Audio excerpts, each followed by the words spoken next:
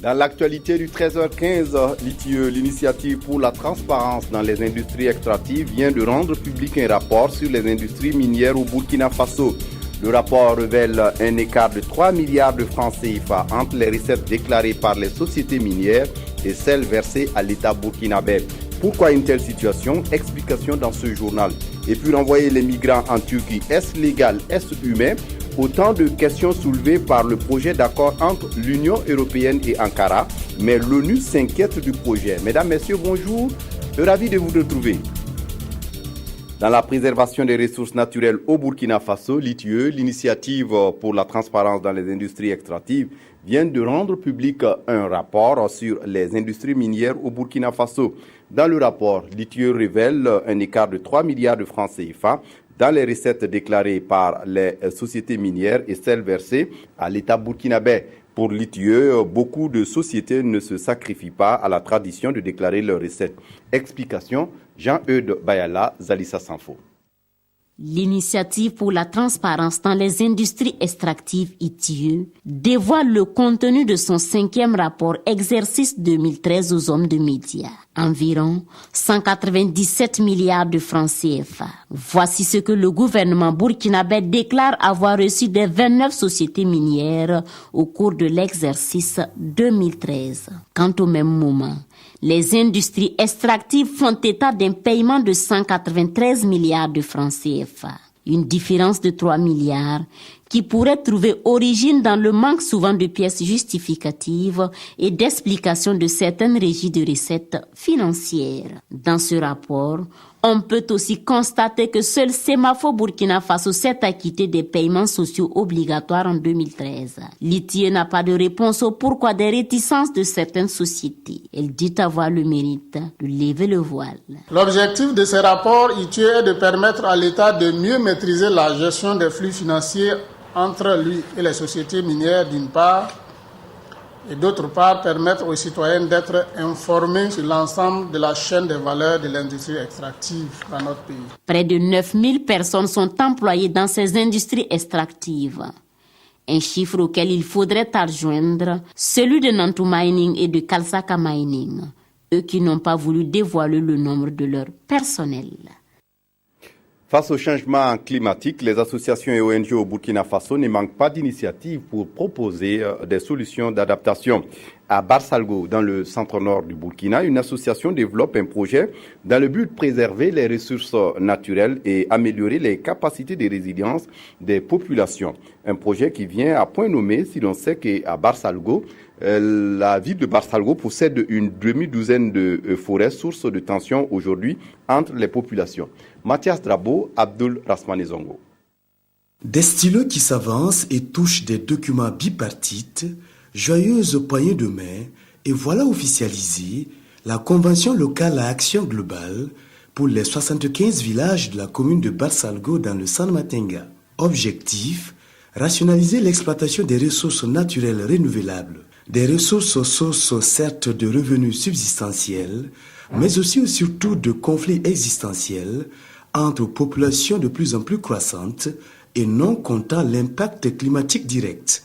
Une initiative facilitée par des partenaires dont le projet Régis ER. La convention locale vise justement à faire de telle sorte que tous les acteurs prennent connaissance de l'existant. Quel est le niveau de fragilité de ces ressources? Et maintenant, en second lieu, quels sont les modes d'accès, les règles de gestion que nous mettons en place? C'est un nouveau départ pour cette commune pilote. Nous sommes sûrs et certains que les populations parleront le même langage, toute chose qui va œuvrer à la consolidation de la paix, la tranquillité, voire au développement socio-économique de la localité. L'agriculture de conservation, la biorestauration des terres, le crédit communautaire, entre autres, sont des techniques ou solutions à proposer aux populations d'une part, afin de minimiser ou de stopper les facteurs climatiques et anthropiques, et d'autre part, d'augmenter la capacité de résilience de ces populations en matière de gestion des ressources naturelles. Pour soutenir les femmes et les jeunes des partis politiques à mieux contribuer à des processus politiques plus inclusifs et réactifs, le NDI, le National Democratic Institute, lance un programme. L'objectif est d'aider les jeunes et les femmes à conquérir les postes de mandat électif comme conseiller municipal ou encore député. Yacouba Gamene, Ini Wakol Janine Kambire. Les élections municipales se tiendront le 22 mai prochain au Burkina. Occasion pour les communautés à la base de participer au choix des conseillers qui vont gérer leur localité. Le NDI, fidèle à son désir d'inclusion dans les processus électoraux, entend renforcer les capacités des femmes et des jeunes à travers un programme. Le contexte que nous venons de vivre et les perspectives qui s'annoncent également sont tout à fait claires à ce niveau. Les partis politiques sont conscients qu'il faut investir dans les femmes et chez les jeunes pour pouvoir avoir une vision plus globale du développement local, avoir une vision plus participative et plus inclusive. Ce programme financé à hauteur de 930 millions de francs CFA par la coopération suisse va durer 3 ans. Il concernera environ 1 millier de candidats et candidates des partis et regroupements d'indépendants engagés dans la conquête de postes de conseillers. Je vois que la jeunesse est là, qu'elle veut travailler, qu'elle veut s'engager. Et je suis persuadé que ce qui va se passer dans ce pays ces prochains mois va permettre de libérer ce potentiel. Et nous sommes vraiment très heureux d'accompagner ces processus. La vice-présidente de la CENI a salué l'initiative du NDI. Pour elle, ce programme pourrait aboutir à la consolidation de la démocratie, à l'amélioration de la gouvernance pour le bien-être des femmes, des jeunes et de l'ensemble des Burkinabés. Et pour les élections, la contribution des médias est capitale. Face aux médias fait partie de ces initiatives. C'est un projet de Canal France International et de l'UNALPHA ainsi que de plusieurs radios partenaires. L'objectif est de permettre aux Burkinabés de se réapproprier le champ politique à travers une participation remarquable.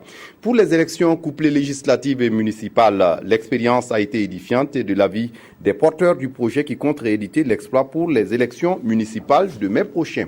On fait le point avec Draman Guéné et Ibrahim Sombier. Le bilan est satisfaisant pour Faso Média.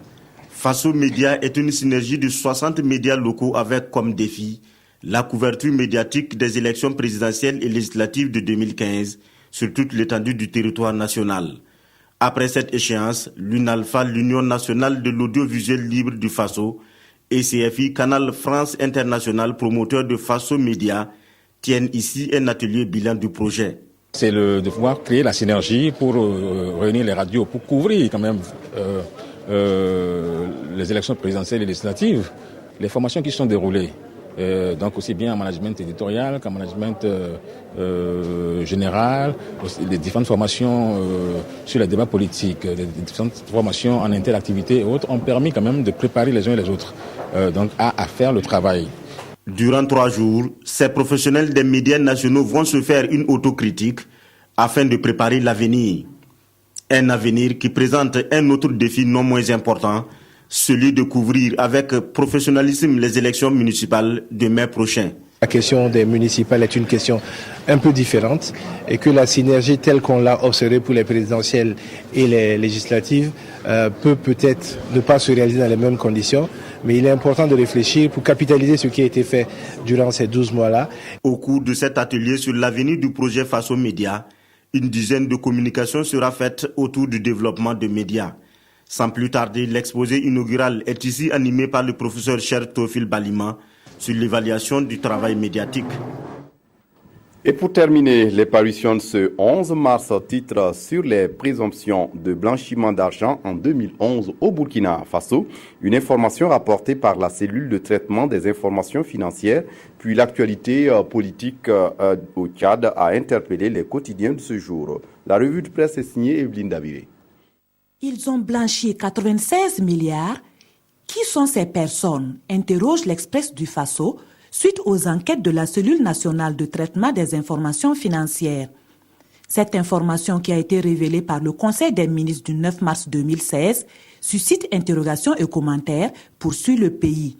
Pour notre temps, ces soupçons de blanchiment d'argent au Burkina en 2015, c'est-à-dire en pleine période de la transition, viennent ruiner l'image idyllique que bien des Burkinabés se sont faits sur cette période. Et ce journal poursuit, en effet, plus les révélations peu flatteuses sont dévoilées sur la gestion du gouvernement Kwapando Zida, plus le peuple des insurgés ne reconnaît plus ses héros. Mais en attendant de situer toutes les responsabilités, écrit le pays, les faits mis en cause sont des mouvements massifs sur des comptes dormants faits dans un laps de temps, des dépôts d'argent sur des comptes de mineurs, des versements ou transferts sur des comptes privés. Ce quotidien conclut qu'il faut croiser les doigts pour que la justice qui a été saisie se donne tous les moyens de dire le droit et rien que le droit. Actualité hors du Burkina, le Soir rapporte qu'une dizaine d'associations de la société civile tchadienne a appelé la population à se servir d'un sifflet citoyen pour demander la fin de la mauvaise gouvernance et l'alternance.